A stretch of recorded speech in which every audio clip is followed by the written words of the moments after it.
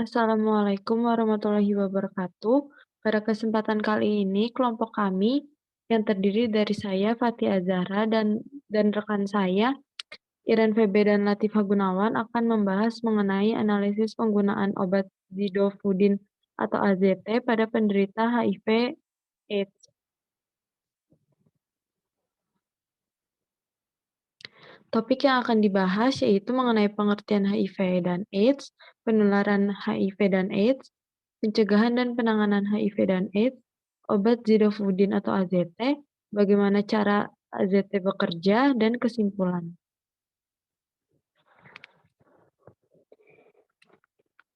HIV sendiri atau Human Immunodeficiency Virus merupakan penyakit yang menyerang sel-sel kekebalan tubuh atau imun tubuh yang meliputi infeksi primer dengan atau tanpa sindrom akut, stadium asimptomatik, hingga stadium lanjut. Kemudian untuk AIDS sendiri atau Acquired Immune Deficiency Syndrome merupakan gejala yang disebabkan oleh menurunnya kekebalan tubuh karena infeksi virus HIV.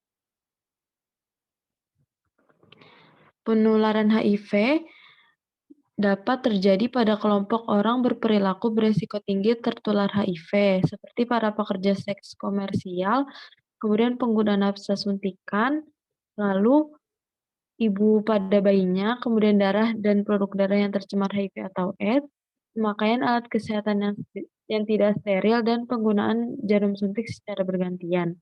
Infeksi HIV sendiri terbagi melalui 3 fase klinis, yaitu ada infeksi akut, di mana terjadi demam, nyeri menelan, pembekakan kelenjar getah bening, ruam, diare, nyeri otot dan sendi, dan batuk.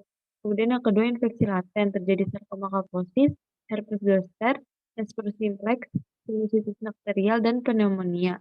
Dan yang terakhir ada infeksi kronis, terjadi penurunan limfosit T sehingga sistem imun menurun, rentan terhadap infeksi sekunder, dan mengalami kondisi AIDS. Yang selanjutnya yaitu ada pencegahan dan juga penanganan HIV/AIDS.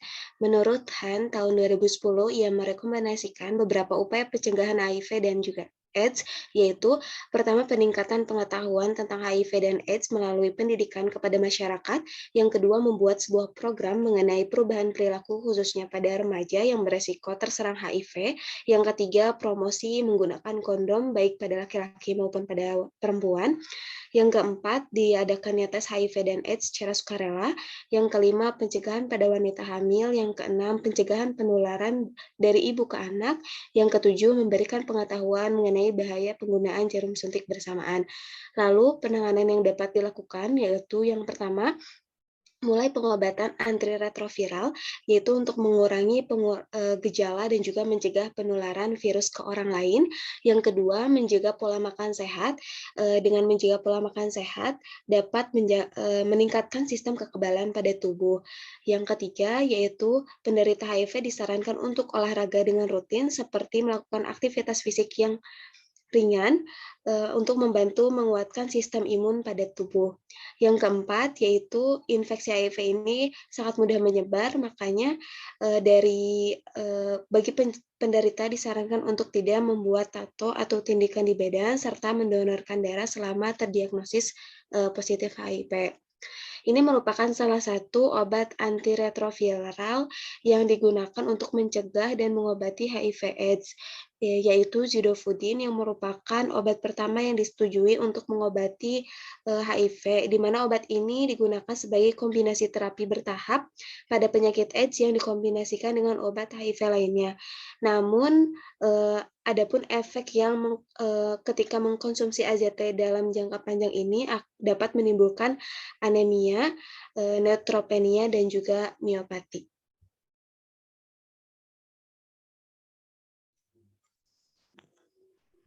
Kemudian selanjutnya saya akan menjelaskan tentang bagaimana AZT ini bekerja. Next. Sebelumnya kita harus mengenali dulu tentang yang namanya reverse transcription.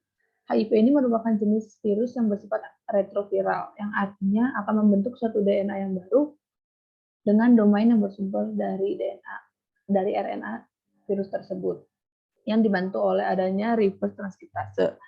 Nah, jadi saat virus ini memasuki sel manusia atau sel penderita, maka RNA yang ada di dalamnya itu masuk ke dalam sitoplasma dan oleh enzim reverse transcription akan diubah menjadi viral DNA.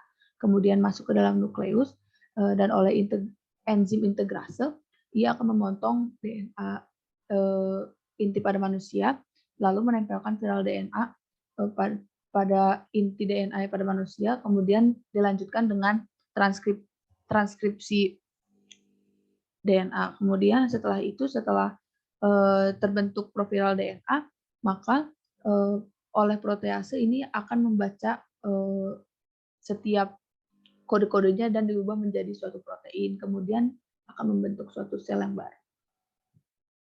Oke, selanjutnya. AZT ini merupakan salah satu jenis obat antiretroviral.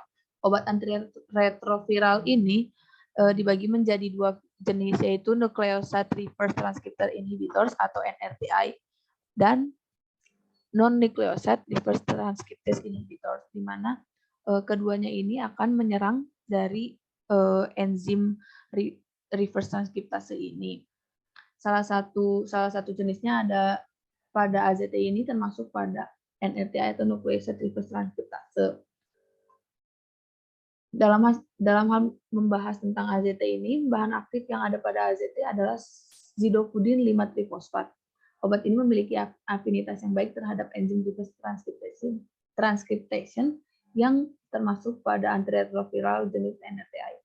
Obat ini dimodifikasi sedemikian rupa dengan struktur DNA yang menyerupai pada DNA manusia, yang terdiri dari gula, gugus fosfat, dan basa nitrogen. Juga adanya gugus hidroksil. Namun dalam obat ini bisa dilihat tidak memiliki hidroksil group, sehingga saat menyerang enzim reverse transcriptase maka tidak ada ikatan dengan dengan RNA yang lain, sehingga proses-proses selanjutnya ini tidak akan terbentuk, sehingga dapat mengurangi pembentukan suatu sel baru dari virus tersebut. Maka kesimpulannya adalah HIV ini merupakan penyakit yang menyerang imun tubuh dan banyak terjadi pada kelompok orang yang berperilaku beresiko tinggi tertular HIV, sedangkan AIDS merupakan gejala yang ditimbulkan ketika terserang virus HIV. HIV ini disebabkan oleh karena adanya kontak seksual, transfusi darah, penularan dari ibu ke anak. Kemudian HIV ini merupakan penyakit yang menular dan salah satu pencegahannya yaitu dengan cara menumbuhkan pengetahuan kepada masyarakat mengenai HIV dan AIDS. Dan HIV ini dapat ditangani dengan obat antiretroviral atau ART yang salah satunya adalah AZT. AZT ini merupakan suatu obat yang termodifikasi dengan mengikuti dari suatu basa nukleotida yang ada pada DNA manusia.